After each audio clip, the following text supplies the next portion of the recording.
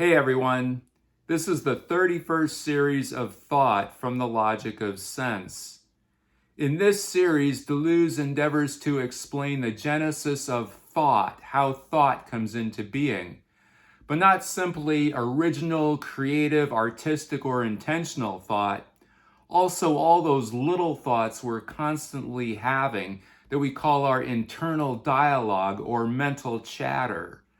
Now, his explanation for the genesis of thought is so unbelievably paradoxical and convoluted that I believe that on one level, Deleuze is using this series to perform his philosophy, because you can look at it like it's a Zen koan.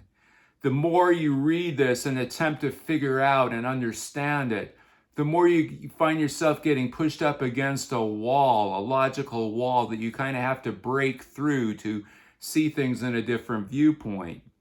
And he begins talking about this internal dialogue, and the Zen koan is meant to get us beyond all those, what he calls little thoughts. Now there's a hint to look at Zen, because Deleuze says that the phantasm which generates thoughts, its true origin is in the void. And the last time he spoke of the void was in the 19th series of Humor in connection with Zen. In that series, he says the void is this paradoxical or aleatory point that runs between the two series of the incorporeal and the corporeal. And it's also the point of randomness or chance or uncertainty or nonsense. This is also the void. This series implies a great deal of movement, of cycling, of feedback loops. He begins it by talking about the extreme mobility of the phantasm and its capacity for passage, and says it's a little bit like Epicurean emanations and envelopes that move through the atmosphere with great agility. He says that the phantasm can easily go between different psychic systems, between the inner and the outer, between consciousness and unconsciousness, between the dreams of the night and the dreams of the day, the reveries of the day. The phantasm is a result of what he calls the narcissistic wound or a trace of castration upon the phallus or the narcissistic libido, something that takes away your vitality. And so this desexualized energy goes towards creating another surface, a metaphysical or cerebral surface that's separate and distinct from the sexual corporeal surface of the body. And this is where thought comes in. Now, this metaphysical surface also gets invested from the heights and the depths, and also from the sexual surface of the body, as distinct from the trace of castration. As you can see, we're getting convoluted already. The sexual investment upon the metaphysical surface, he's calling sublimation. And where it gets invested from either the heights or the depths, he's calling that symbolization. And this is how thought changes, it metamorphosizes through these different sublimations and symbolizations. Now, this trace of castration, he's going to connect that with the crack of thought. So along the lines of movement and feedback, Deleuze is going to talk about the originary phantasm. He said in the previous series that the question was, where does the phantasm originate? Whereas in this series, it's where is the phantasm going? He says that the phantasm always goes back to its origin, and it takes its originary phantasm along with it to wherever it's going. So there's always this cycling, this going back to the origin and taking it along its path. Now, because of this constant cycling, Deleuze will say that the phantasm is the site of the eternal return. And so we get this sense of movement, this constant movement. And indeed, in this series, Deleuze references various earlier series in the book. So there's that sense of returning to different series. In terms of the corporeal sexual surface investing the metaphysical surface of thought, Deleuze will introduce the metaphor of a couple, a romantic couple. And his main example comes from books by Klosowski, which he explores in depth in the first appendix of this book. Now, so far we've been talking about the internal dialogue, the thoughts of the internal dialogue. So I want to give a very mundane example about how a phantasm comes into existence and how it generates thoughts. And the example is, say you take your car in to get the tires rotated, and in the process, they inspect your brakes and inform you that both your front and rear brakes need to be replaced, and it's going to set you back $1,000. So all of a sudden, you have a problem to think about. It generates all these thoughts. How am I going to get this done? And you can see that it is like a trace of castration, because your vitality, which would have ordinarily gone into something else, is now concerned with this problem of getting your brakes fixed. And you can see it creates this phantasm that always goes back to the origin of it, which is the problem that they told you that you need to get your brakes repaired. So keeping this example in mind, I want to read from the series a couple of the characteristics of the phantasm. To be precise, the phantasm goes from the figurative to the abstract. The phantasm is the process of the constitution of the incorporeal. It is a machine for the extraction of a little thought, for the distribution of a difference of potential at the edges of the crack, and for the polarization of the cerebral field. So it's interesting he calls it a machine, because we can see that the thoughts of our internal dialogue are very mechanical. They kind of just come up and they keep generating themselves like a machine. There is an inflection point in this series after the part I just read. Deleuze will say that the phantasm can go either way, that it can sink into reverie, into daydream, into fantasy, or it can go along its path of glory. And this is toward original, creative, problem-solving thought.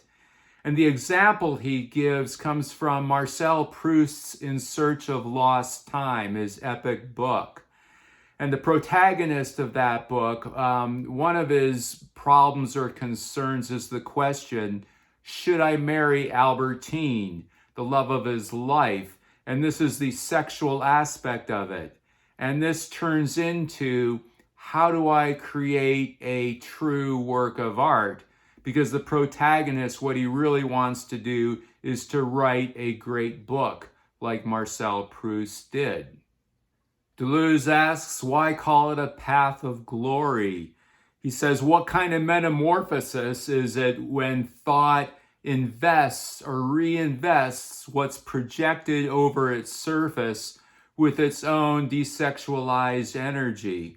Again, we're seeing all this feedback loops in process, that thought is always constantly changing, it's metamorphosizing. And his answer is that he does it in the guise of the event. He says, with that part of the event that is non-actualizable, that part of the event which only exists in thought and can't exist outside of thought. He calls this the incorporeal splendor of the event, as that entity which addresses itself to thought and which may invest it with extra being. And it gives it an orientation toward an actualization or a counter-actualization.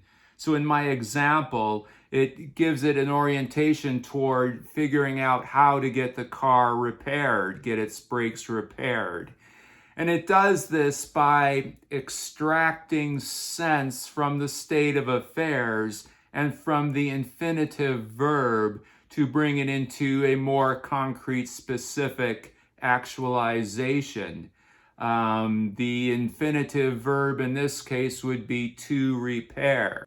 For the event properly inscribed in the body, properly is in italics, so when it's going well, it provides the will and freedom that befits the patient thinker, with the secret that comes from the sense, the eternal truth or the principle that provides a quasi-cause for the finality of the phantasm, for the solution of the problem.